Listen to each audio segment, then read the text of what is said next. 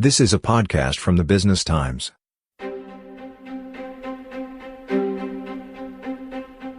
Welcome to Podcasts by the Business Times. In this episode, what is the investment outlook for the rest of 2023, and how can we pivot to capitalize on opportunities and investment trends? This episode is brought to you by UOB Private Bank. History shows that big stock market drops almost always are followed by equally impressive rebounds. Really? Pardon me if I remain skeptical.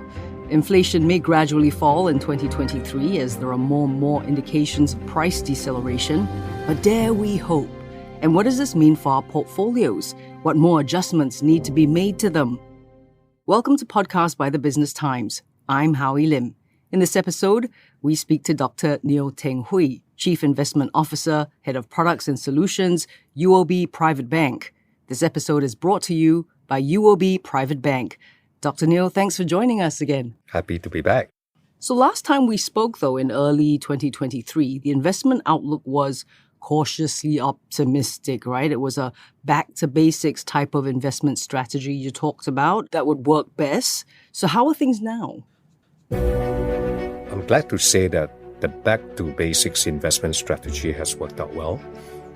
If you look at global equities using the MSCI World Index as a reference, it's up 14% this year.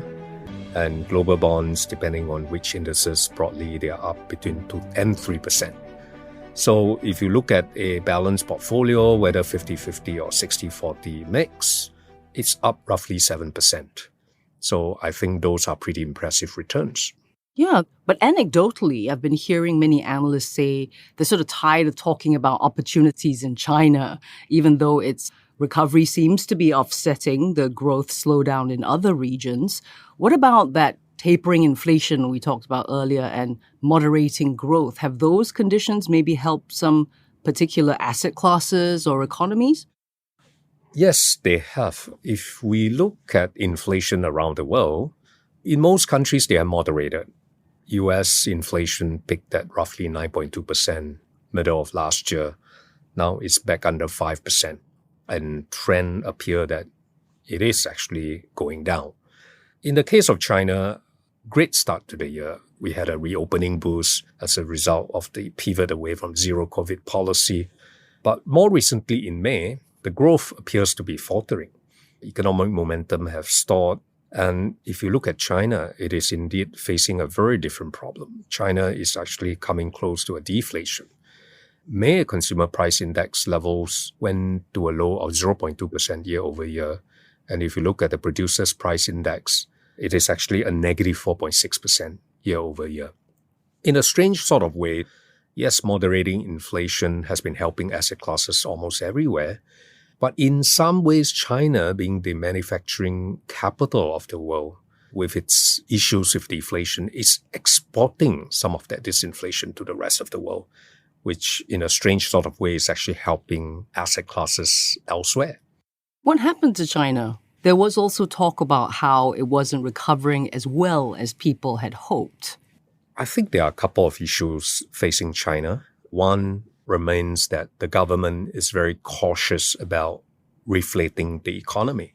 China had a huge stimulus back in 2009, and it appeared that after each round of stimulus, it created almost like a mini bubble, and particularly in the property sector. So if you look at the economic situation as it is today, the government has announced some form of stimulus, but it's very modest. So the government, to some extent, is really worried about the growth of leverage in the economy. Excessive stimulus may result in an asset bubble once more. So what you are seeing in China today is really that policy is not really helping in a very big way. And I guess the second issue has to do with the real estate market. Real estate by far is the largest asset most households would own in China. And for the local governments, that's also the predominant source of fiscal revenue. So with most of the property developers in distress, they are not buying land in a very big way. That has constrained local government finances, which they are very indebted already. And that created a downward spiral, which ultimately impacted consumer confidence. I think you have read about the oft-quoted youth unemployment currently at 20.8%. I think that's a very serious number. Let's talk about, say, cyclical opportunities. Earlier, we alluded to how after every big stock market drop, there's always an equally impressive rebound. Where are those cyclical opportunities we can find, Dr. Neo? Okay, I'm glad you preambled with that comment that after every sharp drop, there's an equally impressive, almost like V-shaped rebound. And that has actually happened to the tech sector. So 2022, one of the worst performing sectors is the tech sector. So on average, they are down between 30 to 40%, mainly because of interest rates. Also, post-COVID in March 2020, people became too optimistic in terms of the demand for tech products. And some of those optimistic projections had to be pared back. So if you look at this year, the most impressive sectors with the best returns is none other than the tech sector. So that corroborated your earlier comment. But there's also another catalyst behind the impressive run. That is AI. With the unveiling of ChatGPT, more generally known as generative AI, I think that could potentially be transformative, not just for companies directly involved in artificial intelligence, but possibly companies in every sector can harness its potential and bring forth greater productivity, innovation, or simply better cost discipline, right? Because some of the labor costs can potentially be replaced or be augmented by some of these technologies. If I were an investor, though, Dr. Neo, I don't think I would be too comfortable putting all of my eggs into the tech basket. Are there other cyclical opportunities out there we can look out for? At this point in time, we do recommend a somewhat more balanced approach. So on one hand, we still think that parts of the tech sector still have some opportunities, some potential left. But you are right. No investors should commit the entire portfolio or a significant part of the portfolio, however good is the narrative or potential. I think this is a portfolio discipline I'm glad that you highlighted. Other cyclical sectors might include, I shouldn't say it is a cyclical, but there's one sector which we believe has some growth characteristics, but at the same time is considered defensive in the sense that they had been defensive in an economic downturn. That is healthcare. So healthcare is a sector that we continue to like. Beyond the shorter-term gyration, we believe that some of the investment opportunities in the energy sector remains attractive. We think that in the process towards energy transition, while some of these oil companies continue to remain relevant, and many of them are actually transforming themselves to be not just big oil, but big energy. So the whole energy transition theme is one which we believe that has years of potential to come. Coming up, have we at least gotten over the hump? And what is the investment outlook for the rest of 2023? More with Dr. Neo Teng Hwee from UOB Private Bank.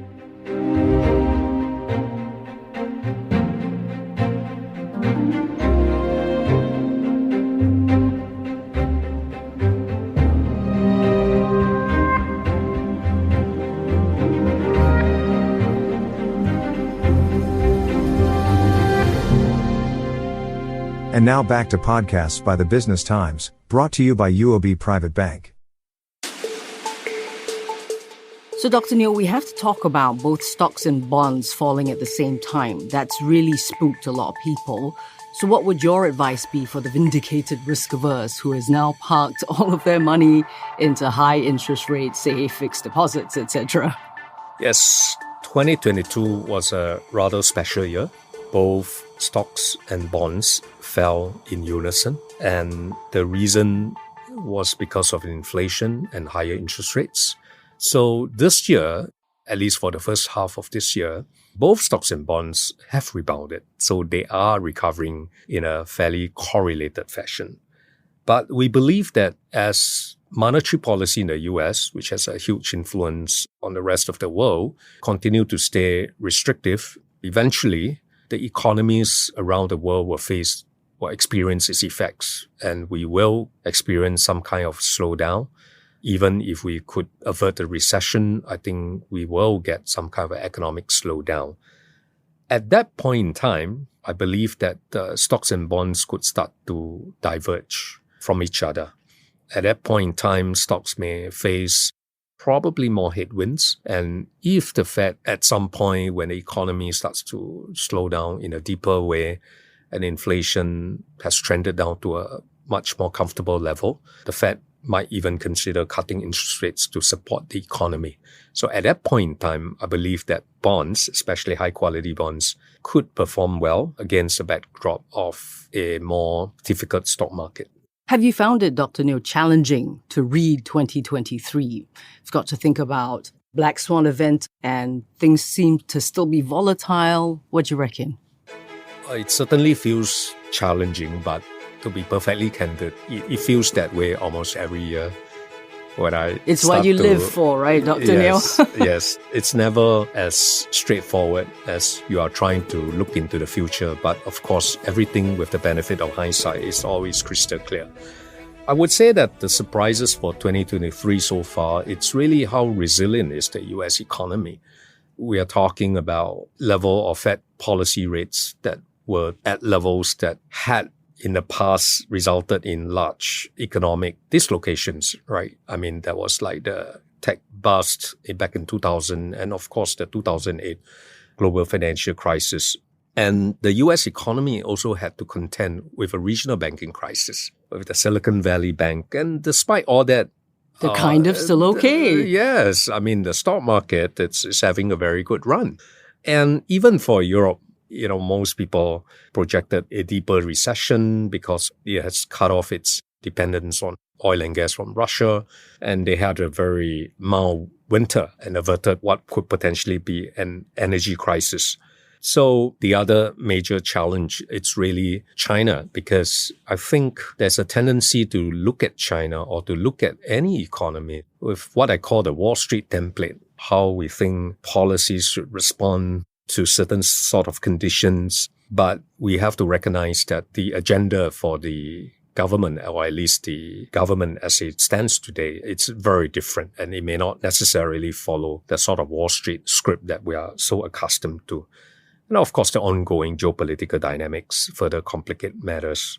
It is important at the end of the day to stay diversified, because even in my business, this is our full-time job. We look at things, we analyze things, we try to have a sense of where the future is going to pan out. But as we know, they are the known unknowns and they are the unknown unknowns, right? So I think diversification ultimately is a hedge against really what we don't know. That portfolio discipline is something that we have to emphasize at all times, good and bad times.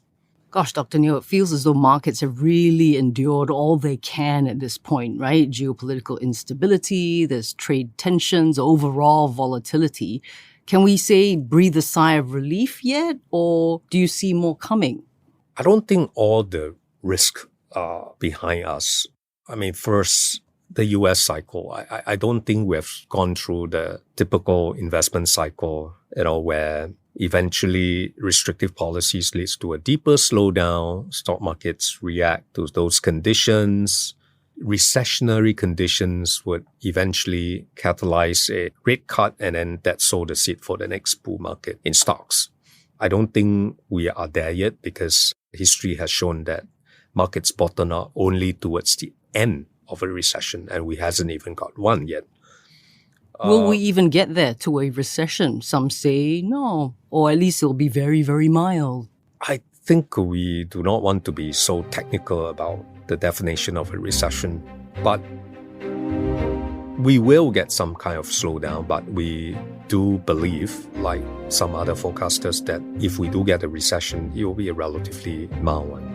So in that regard, we don't see that the sort of stress points to markets is going to be as severe as what we've seen in previous great recessions, like back in the 2008 crisis. And I think the other important point to emphasize here is that what we are facing today is essentially an inflation shock that led to a tightening of policy. If you look at companies' earnings, they are actually not doing that bad under environment of rising prices. Yes, costs have increased, wages has gone up, but I see that many companies are able to pass on higher prices to consumers. So at the end of the day, corporate margins are still relatively healthy. And this is very different from the sort of deflation shock that we have seen in the last few crises where prices were falling and companies really have to retrench more just to stay afloat. So I think the conditions are very different. And in an inflation shock, corporate earnings, which is essentially a nominal concept, can actually stay pretty resilient. I'm starting to feel quite optimistic. So what do you reckon, Dr. Neo, 2023, the rest of it? What's it looking like and what sort of investing trends should we look out for? First half of 23 has been a very good first half. And I believe at this point in the cycle, to expect the same kind of returns is probably unrealistic. And I do expect market to go through episodes of corrective action, volatility, and that shouldn't surprise investors because, like I said, the policy, it's still very restrictive, right? It will act as a drag and a headwinds to economy. And at some point in time, stock market is going to feel it. We do see some pockets of opportunities in markets.